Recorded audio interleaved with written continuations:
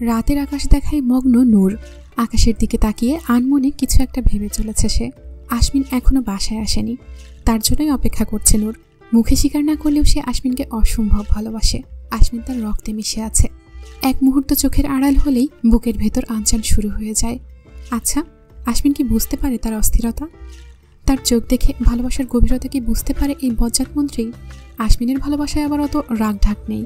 সে যেখানে সেখানে নিজের ভালোবাসা প্রকাশ করে ফেলে। গুরুত্বপূর্ণ মিটিং চলাকালীন বউয়ের কথা মনে পড়লেই মিটিং থামিয়ে গম্ভীর গলায় বলে, কিছুক্ষণ আলোচনা বন্ধ রাখুন, আমার বউকে আমি মিস করছি। তার সাথে কথা বলা এই মুহূর্তে অক্সিজেন নেওয়ার মতো জরুরি। প্রথম সবাই হতভম্ব হয়ে তাকিয়ে থাকলেও এখন এইসব স্বাভাবিক হয়ে গেছে। আড়ালে সবাই মুখ টিপে হাসলেও মুখ ফুটে কিছু বলার সাহস নেই কারো। পেছন থেকে কেউ জড়িয়ে ধরায় ধ্যান ভাঙল নূরের। আশমিনের জেন্টস পারফিউম নাকে ধাক্কা খেতেই মুখে হাসি ফুটল নূরের। আশমিন বলল, আমাকে রেখে আকাশে কি দেখো বউ? নূর হালকা হেসে জড়িয়ে ধরল আশমিনকে। আকাশের মাঝে আমি আপনাকেই খুঁজি মন্ত্রী সাহেব। আপনি যখন আমার থেকে দূরে থাকেন তখন আমার আকাশের দিকে তাকিয়ে থাকতে ভালো লাগে। মনে হয় এই আকাশের নিচেই তো আপনি আছেন। আমাদের মাঝে কোনো দূরত্ব নেই। আমি আর আপনি এক আকাশের নিচেই থাকি। আশমিন মুগ্ধ হয়ে তাকিয়ে রইল নূরের দিকে। আজ নূরের চোখে শুধু তার জন্য ভালোবাসাই দেখতে পাচ্ছে। আশমিন নূরের কপালে চুমু খেয়ে মন্থর গলায় বলল, ভালোবাসি বউ, আমাদের মাঝে যাই হয়ে যাক না কেন, আমাকে কখনো ছেড়ে যেও না। সহ্য করতে পারবো না আমি। আমার জীবনে আমি নিজের বলতে শুধু তোমাকেই বুঝি, যে আমার একান্ত ব্যক্তিগত মানুষ, যাকে আমি আমার নিজের চেয়েও বেশি চাই। তুমি হচ্ছে আমার একমাত্র প্রশান্তির কারণ, আমার চক্ষু শীতলকারিণী। তুমি যদি চাঁদ হও তাহলে আমি সুবিশাল আকাশ নূর। তোমার আমাতে উঠে আমাতেই অস্ত যেতে হবে। পালানোর চেষ্টা করো না নূর, তোমার শুরু থেকে সমাপ্তি আমিতেই সীমাবদ্ধ। নূর এক দৃষ্টিতে তাকিয়ে আছে আশমিনের দিকে। আশমিন নিজেতে আবদ্ধ করে নিল নূরকে। নাকে নাক ঘষে গালে হাত বুলিয়ে নূরের চোখে চোখ রাখল। নূর আশমিনের চোখে চোখ রেখে বলল, আমার বিশ্বাস নিয়ে কখনো খেলবেন না মন্ত্রী সাহেব। আমি বিশ্বাসঘাতকদের কখনো ক্ষমা করি না। যে সম্পর্কে ধোঁকা, কপটতা, প্রতারণা থাকবে সেই সম্পর্ক নূর পায়ে মারাতে 1 মিনিটও সময় নেবে না। আপনি আমাকে বিশ্বাসের নিশ্চয়তা দিন, আমি আপনাকে সম্পর্কের নিশ্চয়তা দেব। নূর নামের অর্থ জানেন তো? নূর মানে হচ্ছে আলো। আলোকে বন্দি করার ক্ষমতা আল্লাহবাদে কার আছে? আমি চাইলে আপনি আমার ছায়ার নাগালও পাবেন না, তাই সাবধান। যে নূর আপনাকে ভালোবেসে জান্নাত দেখাতে পারে সেই নূর ঘৃণা করে আপনার জীবন জাহান্নামও করে দিতে পারবে। আশমিনের বুক কেঁপে উঠল নূরের কথায়। হাতের বাঁধন হালকা হয়ে গেল। অস্থির চোখ জোড়া নূরের চোখে রাখতেই নূরের কথার সত্যতা দিনের মতো পরিষ্কার দেখতে পেল সে। নূর গভীর চোখে তাকিয়ে আছে আশমিনের দিকে। তার বুকেও কাঁপন ধরেছে। এই ভালোবাসায় ফাটল ধরবে না তো? ভালোবাসার খুনসুটিতে নূর আর আশমিনের জীবন। কামিনী চৌধুরী হঠাৎ করেই চুপ করে গেছে। আশিয়ানও নিজের মতোই আছে। এ যেন ঝড় আসার আগের নিস্তব্ধতা। আশমিন আর নূরের সম্পর্ক স্বাভাবিক দেখা গেলেও তাদের মনের খবর সম্পর্কে কেউই অবগত না।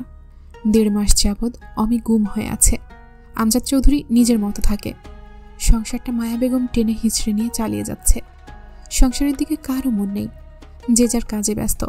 আশমিন রাজনীতি নিয়ে ইদানিং খুব ব্যস্ত থাকে। যতটুকু সময় পাই নূরের সাথেই কাটায়। হঠাৎ করেই নূরের অফিসে লারার আগমন ঘটে। লারাকে দেখে বিরক্ত চোখে তাকালো নূর। আশমিন এত অপমানের পরেও এই মেয়ের লজ্জা হয়নি। লুবানা লারার এভাবে হুট করে ঢুকে পড়ায় কপাল কুঁচকে তাকিয়ে আছে। চোখ ঘুরিয়ে নূরের দিকে তাকাতেই বুঝল এই আগন্তুকের আগমনে নূর খুশি নয়। এভাবে অসভ্যের মতো নক না করে ঢুকে পড়লেন কেন? যান, আবার গিয়ে নক করে তারপর অনুমতি নিয়ে আসবেন। লুবানার কাট কাট গলা শুনে মেজাজ খারাপ হয়ে গেল লারার। লারা বলল, মুখে লাগাম দিয়ে কথা বলো। 2 টাকার কর্মচারী হয়ে এভাবে কথা বলো কোন সাহসে? বাইরে যাও, আমার নূরের সাথে কথা আছে। লুবানা বলল, মুখে লাগাম দেব কেন? আমি কি ঘোড়া নাকি? আমার লাগামের কথা চিন্তা না করে আপনি আপনার পায়ে লাগাম দিন, যেখানে সেখানে ঢুকে পড়বেন না। লারা দাঁতে দাঁত চেপে তাকিয়ে রইল লুবানার দিকে। নূর নিজের মতো কাজ করে যাচ্ছে। এখানে কি হচ্ছে তাতে তার কোনো মাথা ব্যথা নেই। লারা নূরের এই নির্লিপ্ততা দেখে ফুঁসে উঠল। দাঁত কিড়মিড় করে বলল, খুব দিমাগ বেড়েছে না? যে আশমিনের জন্য এত আকাশে উঠছ সেই তোমাকে ছুঁড়ে ফেলবে। ভোগ করা শেষ হলে রাস্তায় ছুঁড়ে মারবে। তখন না এই ঘাটের রবে না ওই ঘাটের। নূর শান্ত চোখে তাকালো লারার দিকে। চেয়ারে গা এলিয়ে দিয়ে শান্ত গলায় বলল, নূর কোনো মন্ত্রীর দাপটে চলে না। আমি কে ভুলে গেছো বুঝি? তেহজিব নূর শিকদার আমি। শিকদারেরা মন্ত্রী বানায়, মন্ত্রীদের ক্ষমতায় চলে না। তোমার কি মনে হয় লারা, পুকুরের পানি দিয়ে শিকদাররা এই সাগর বানিয়েছে? নর্দমায় থাকো তো, তাই এই বিশাল সাম্রাজ্য সম্পর্কে ধারণা নেই। লুবানা, একে নর্দমায় ফেলে দিয়ে আসো। ম্যাডামের এত ভালো পরিবেশ সহ্য হচ্ছে না। লারা সাপের মতো ফুসফুস করতে লাগলো। শুধু একটা সুযোগের অপেক্ষা, তখন দেখা যাবে এত ভাব কোথায় থাকে।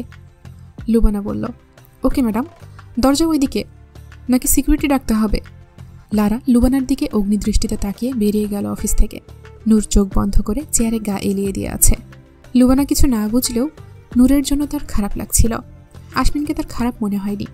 তার সাথে খুব ভালোই ব্যবহার করে, বড় ভাইয়ের মতো স্নেহ করে। নূরের সমস্ত খোঁজ খবর তার কাছ থেকেই নেয়। মাথা ঘুরতে শুরু করেছে নূরের। আপনি ঠিক আছেন ম্যাম? নূর বলল, আজকের মিটিংগুলো ক্যান্সেল করে দাও, আমি বাসায় যাচ্ছি। লুবানা মাথা নেড়ে সায় জানালো। আশ্বিন আজ সারাদিন নূরের খবর নেওয়ার সুযোগ পায়নি। মন্ত্রণালয়ে আটকে গেছে। ইদানিং নূরের শরীর খুব একটা ভালো লাগছে না। খাওয়া দাওয়ায় প্রচুর অরুচি। আশ্বিন জোর করেও ডাক্তারের কাছে নিয়ে যেতে পারেনি। তাই আজ ডাক্তার বাসায় আনার সিদ্ধান্ত নিয়েছে সে। তার বউ খাবার দেখে নাক মুখ কুচকে ফেলবে, আর সে মুখ বুজে দেখবে? তা হতে পারে না। এক বিয়ে করেই তার এই অবস্থা। বাবার মতো দুই বউ থাকলে না জানি কি হতো। নূর বাসায় এসে ফ্রেশ হয়ে সোজা স্টাডি রুমে চলে গেল। মায়া বেগম নূরের খাবার স্টাডি রুমে পাঠিয়ে দিল। বাসায় এখন আর কেউ একসাথে বসে খাওয়া দাওয়া করে না, এক একজন এক এক সময় খায়। কামরী চৌধুরী কানাডা গিয়েছে 2 দিন আগে। মায়া বেগমের সাথে সে খারাপ ব্যবহার করে না, কোনো কথাও বলে না। আমজাদ চৌধুরীর সামনেও খুব কম পড়ে। আমজাদ চৌধুরী চাতক পাখির মতো বসে থাকে তাকে এক পলক দেখার জন্য, কিন্তু দিনে একবারও দেখা পান না। মাঝে মাঝে সপ্তাহ পার হয়ে যায়, অপেক্ষা শেষ হয় না। আশ্বিন বাড়িতে যখন ঢুকছে তখন রাত 10টা। আমজাদ চৌধুরী সোফায় চোখ বুজে বসে আছে। কয়েকদিনেই বয়স অর্ধেক বেড়ে গেছে। আশ্বিন ধপ করে গিয়ে তার পাশে বসে পড়ল। গম্ভীর গলায় বলল, এভাবে বসে আছো কেন? ক্লান্ত লাগছে তোমাকে? এভাবে চললে তো নূরের আর ননদের মুখ দেখা হবে না। আমি কত বড় মুখ করে বলেছি আমার আব্বু ইজ এ স্ট্রং ম্যান, আর তুমি কিনা বোয়াল মাছের মতো চিত হয়ে পড়ে আছো। কালকেই তোমাকে ডাক্তারের কাছে নিয়ে যাব, কলিকাতা হারবাল, এক ফাইলই যথেষ্ট। স্টাডি রুমে বিধ্বস্ত অবস্থায় বসে আছে নূর। অনুভূতিহীন চোখে এক মনে তাকিয়ে আছে আশ্বিনের ডায়েরির দিকে। একটিমাত্র ডায়েরি জীবনের অনেক অসমাপ্ত গল্পের সমাপ্তি টেনে দিয়েছে। দেয়ালে পিঠ ঠেকিয়ে ফ্লোর খামচে ধরে বসে আছে নূর। কান্না আটকানোর জন্য ঠোঁট কামড়ে ধরায় ঠোঁট কেটে রক্ত বেরিয়ে গেছে। ডায়েরি থেকে নজর সরিয়ে রক্তাক্ত চোখে তাকালো দেয়ালে টাঙানো আশ্বিনের বিশাল ফ্রেমের ছবির দিকে। নিজেকে টেনে হিঁচড়ে দাঁড় করালো নূর। ডায়েরিটা জায়গা মতো রেখে দিল। আশ্বিনের ছবির সামনে এসে দাঁড়ালো। নূর ছবিতে হাত বুলিয়ে বলল, এত বড় ধোঁকা! আপনাকে কি শাস্তি দিই বলুন তো মন্ত্রী সাহেব? কি নিখুঁত অভিনয় আপনার! আপনি তো নিজের পারফরমেন্স দেখিয়ে দিলেন, এবার আমারটা দেখানোর পালা। অভিনয় করতে ভালো লাগে, তাই না? তো চলুন, এক দফা টক্কর আমাদের মাঝেও হয়ে যাক। আপনার চালে যদি আপনাকে মাত না দিয়েছি, আমার নামও তেহজিব নূর শিকদার নয়। আশ্বিন আসার পর থেকেই নূরকে একবারও দেখেনি। ওয়াশরুম থেকে ফ্রেশ হয়ে এসে কপাল কুঁচকে চারদিকে চোখ বুলালো। হাতের তোয়ালেটা বারান্দায় দিয়ে রুম থেকে বেরিয়ে গেল। মায়া রান্নাঘরে কাজ করছিল। আশ্বিন নিচে এসে অস্থির গলায় বলল, নূর কোথায় আন্টি? মায়া বলল, বৌমা তো অনেকক্ষণ আগেই স্টাডি রুমে গিয়েছে। দুপুরের খাবারটাও ওখানেই খেয়েছে, নিচে তো আসতেই দেখিনি। আশ্বিন ভয়ার্ত চোখে তাকালো মায়া বেগমের দিকে। হুঁশ ফিরতেই এক প্রকার দৌড়ে গেল স্টাডি রুমের দিকে। মায়া বেগম প্রথমে অবাক হলেও পরে মুচকি হেসে নিজের কাজে মন দিল। শুধু বাড়ির লোকই না, চেনা জানা সবাই জানে আশ্বিন নূরকে চোখে হারায়। শাহজাহানের মতো নূরের জন্য নূরমহল বানিয়ে ফেললেও কেউ অবাক হবে না। শেফকে নিজের কাজ বুঝিয়ে দিয়ে রুমের দিকে গেলেন মায়া বেগম। শরীরটা আজ খুব একটা ভালো না, জ্বর আসবে হয়তো। আমজাদ চৌধুরী তার দিকে ফিরেও তাকায় না। তাতে অবশ্য তার কষ্ট হয় না, বরং এমন নিখাত ভালোবাসা দেখে মনে মনে তৃপ্তি পায় সে। হুড়মুড় করে স্টাডি রুমে ঢুকতেই নূর আশ্বিনের দিকে চোখ তুলে তাকালো। নূরের হাতে সমরেশ মজুমদারের সাতকাহন বইটি। আশ্বিন স্বস্তির নিঃশ্বাস ছাড়ল। নূর মুচকি হেসে বই রেখে দাঁড়ালো। ধীর পায়ে কাছে এসে আশ্বিনের বুকে মাথা এলিয়ে দিল। আশ্বিনও আগলে নিল নূরকে। হৃৎপিণ্ডের তীব্র ধুকপুকানি নূরের কানে এসে বাড়ি খাচ্ছে। নূর বাঁকা হাসল, ব্যঙ্গাত্মক গলায় বলল, ভয় পেয়েছেন নাকি মন্ত্রী সাহেব? এভাবে বুক কাঁপছে কেন? এভাবে তো অপরাধীদের বুক কাঁপে। করেছেন নাকি কোনো বড়সড় অপরাধ? আশ্বিন হাত আলগা করে নূরকে নিজের সামনে আনলো। নূরের চোখে চোখ রেখে তাকিয়ে রইল কিছুক্ষণ। নূরের চোখ একেবারে শান্ত। হাসি হাসি মুখে সে তাকিয়ে আছে আশ্বিনের দিকে। আশ্বিন নিজেকে শান্ত করল। নূরকে নিজের সাথে চেপে ধরে আস্তে করে বলল, অপরাধ তো করেছি বউ। আজ সারাদিন বইয়ের খবর নিতে পারিনি, এটা তো গুরুতর অপরাধ, শাস্তি তো পেতেই হবে। নূর বলল, আমি দেব আপনাকে শাস্তি। আজ সারা রাত আমার সাথে বারান্দায় গল্প করে কাটাতে হবে। শাস্তি মঞ্জুর তো মন্ত্রী সাহেব? আশমিন চোখে হাসল। নূরের কপালে চুমু খেয়ে ঘোর লাগা গলায় বলল, এমন শাস্তি আমি সারা জীবন পেতে চাই বউ। আশমিনের কাছে আসায় গা গুলিয়ে উঠল নূরের। নিজেকে ছাড়িয়ে কিছুটা দূরত্ব রেখে দাঁড়ালো। আশমিন ভ্রু কুচকে ফেলল। নূরের ঠোঁটের দিকে চোখ যেতেই চোয়াল শক্ত হয়ে গেল তার। দ্রুত পায়ে এসে নূরের গাল চেপে ধরল। কাটা জায়গা স্লাইড করতে করতে বলল, এভাবে কাটলো কিভাবে? ঠোঁট কামড়েছ কেন? এখন আমি চুমু খাবো কোথায়? প্রথম কথাগুলো রাগ করে বললেও শেষ কথাটা দুঃখী দুঃখী গলায় বলল আশমিন। নূর শান্ত চোখে তাকালো আশমিনের দিকে। অভিনয়ও বুঝি ভালোবাসা এত নিখুঁত হয়? এই মেয়ে, কথা বলছো না কেন? আশমিনের ধমকের পিঠে কিছু বলার আগেই মাথা ঘুরে উঠল নূরের। ঝাপসা চোখে একবার আশমিনের দিকে তাকিয়ে ঢলে পড়তেই আশমিন আগলে নিল নূরকে। অস্থির গলায় ডাকতে লাগলো, নূর, কি হয়েছে তোমার? নূর। নূরকে কোলে তুলে নিজের রুমের দিকে যেতেই চিৎকার করে সবাইকে ডাকলো আশমিন। বিছানায় শুয়ে দিয়ে অস্থির হয়ে ফোন করলো ডক্টরকে। ততক্ষণে বাড়ির সবাই এসে পড়েছে। লুবানা গিয়ে নূরের হাত পা মালিশ করতে লাগলো। মায়া বেগম চোখে পানি ছিটিয়ে দিলেও নূরের জ্ঞান ফিরল না। আশমিন পাগলের মতো নূরকে ডেকেই যাচ্ছে বারবার। লুবানার ছোট ভাই লিমন এক কোণে চুপচাপ দাঁড়িয়ে আছে। সে আশমিনকে ভয় পায়। এখন আশমিনের পাগলামি দেখে আরও ভয়ে সিটিয়ে গিয়েছে।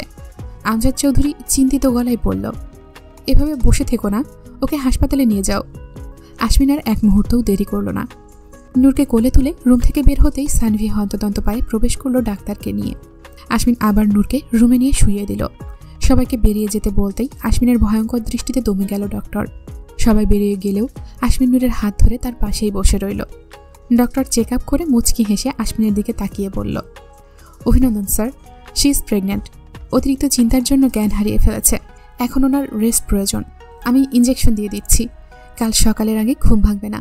কাল হাসপাতালে গিয়ে কিছু টেস্ট করিয়ে আনবেন, তাহলে ম্যামের কন্ডিশন আরও ভালো মতো বোঝা যাবে। ডাক্তারের দিকে ফ্যালফ্যাল করে তাকিয়ে আছে আশমিন। তার কানে শুধু একটা কথাই বাজছে, শি ইজ প্রেগন্যান্ট। ডাক্তারের বাকি কথাগুলো তার কানে গেল কিনা বোঝা গেল না। ঘাড় নেড়ে সম্মতি দিতেই ডাক্তার মুচকি হেসে বেরিয়ে গেল। আশমিন এক মনে তাকিয়ে আছে নূরের দিকে। নূরের চেহারায় ক্লান্তির ছাপ স্পষ্ট। আশমিনের হাতের মুঠোয় থাকা নূরের হাতটার কয়েকটা নখ ভেঙে গিয়েছে। আশমিন হালকা ঝুঁকে জড়িয়ে ধরল নূরকে। উত্তেজনায় তার পুরো শরীর কাঁপছে। মনে হচ্ছে সে জ্ঞান হারাবে। নিচে লুবানার চিৎকার শোনা যাচ্ছে। সানভি ধমকেও তাকে থামাতে পারছে না। এভাবে চিৎকার করছো কেন শাবানা? অসভ্যের মতো চিৎকার করা বন্ধ করো। ছি, কি গলা! মনে হচ্ছে ফাটা বাঁশের ভেতরে আটকে পড়া ইঁদুর কিচমিচ করছে। লুবানার সমস্ত আনন্দ ভুলে ফুঁসে উঠল। কটমট করে তাকালো সানভির দিকে। ও হ্যালো মিস্টার কবরস্থানের বাসিন্দা, আমার নাম লুবানা। লুবানা, নট শাবানা। আর আমার গলা মোটেও ইঁদুরের মতো নয়। আপনার কানের সমস্যা। লক্কর ঝক্কর যন্ত্রপাতি নিয়ে ঘুরে বেড়াচ্ছেন। লজ্জা করে না আপনার? তাজ্জব ব্যাপার। সানভি রাগি চোখে তাকিয়ে আছে লুবানার দিকে। মেয়ের সাহস দেখে অবাক হচ্ছে সে। আর এদিকে লিমন দুজনের ঝগড়া দেখছে আর হাই তুলছে। আমজাদ চৌধুরী আর মায়া বেগম নূরের রুমে গিয়েছে। না হলে ইজ্জত পানি পানি হয়ে যেত এই মেয়ের। দেখো মেয়ে, বেশি বাড়াবাড়ি করবে না, না হলে ছাদে তুলে ধাক্কা দিয়ে নিচে ফেলে দেব। বেয়াদবিরও একটা আদব থাকা দরকার। আসছে ধাক্কা দিতে। বলি, হাড়গোড় সব ঠিক জায়গায় আছে তো? আগে চেক করে আসুন। দেখা গেল চোখ কানের মতো হাড্ডিও দু একটা কবরে রেখে চলে এসেছেন। লুবানা মুখ বাঁকিয়ে চলে গেল। সানভি কটমট করতে করতে লিমনকে বলল, দেখেছ কেমন বেয়াদব? লিমন হকচকিয়ে গেল। জোরপূর্বক হাসার চেষ্টা করে বলল, জি ভাইয়া, ছোটবেলা থেকেই দেখছি। আশমিনের পাশে দাঁড়িয়ে আছে আমজাদ চৌধুরী। ছেলের খুশির পরিমাণ তার চেহারা দেখেই বোঝা যাচ্ছে। আশমিন আমজাদ চৌধুরীর দিকে তাকিয়ে দাম্ভিক হাসি দিল। আমজাদ চৌধুরী ভ্রু কুচকে তাকালো ছেলের দিকে। নিশ্চয়ই এখন বেহামার্কা কিছু কথা বলবে। এখানে মায়া বেগমও আছে। আমজাদ চৌধুরী আর লজ্জায় পড়তে চাইল না। রুম থেকে বেরিয়ে যেতে নিতেই আশমিন তার কানের কাছে ফিসফিস করে বলল, একা যাচ্ছ কেন? তোমার বউকে নিয়ে যাও। একা গেলে সুখবর পাবো কিভাবে? ওষুধে তো কাজ করার কথা, খাচ্ছ তো ঠিকঠাক? মনের মধ্যে দুষ্টু আমজাদ চৌধুরী উকি দেয় না এখনো? না, টিউবলাইট হয়ে যাওনি তো আবার? আমজাদ চৌধুরী মনে মনে কয়েক ঘা লাগালেন ছেলের গালে। এরকম একটা বজ্জাত ছেলে তারই কেন হতে হলো? দ্রুত পায়ে রুম ত্যাগ করলেন তিনি। বাকি ইজ্জতটুকু এই ছেলের হাত থেকে বাঁচিয়ে রাখতে হবে। নিজেকে মাঝে মাঝে অসহায় রমণী মনে হয়। আর আশমিনকে রাস্তার বখাটে।